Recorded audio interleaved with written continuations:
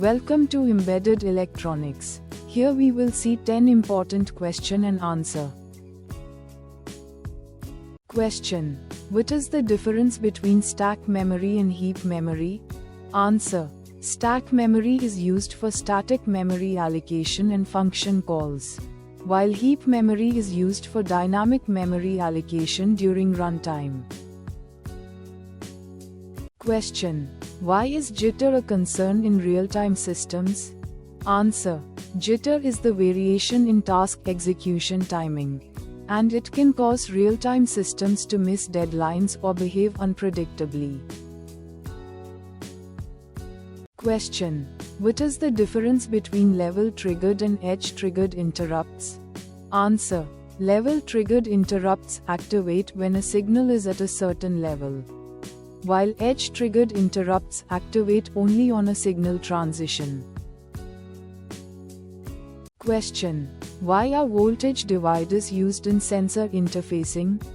Answer: voltage dividers scale down sensor signals to a level that is safe and readable by microcontroller input pins.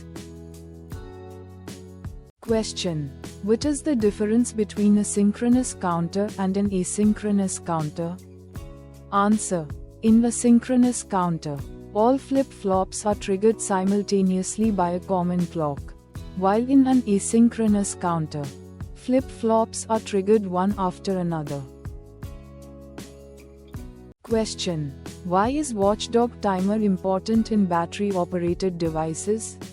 Answer: a watchdog timer ensures that the system resets if it becomes unresponsive, increasing reliability in devices where manual intervention is limited.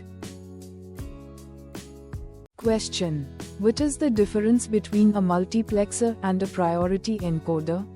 Answer: a multiplexer selects one input out of many based on select lines, while a priority encoder outputs the binary code of the highest priority active input. Question: what is the purpose of brownout protection in embedded systems?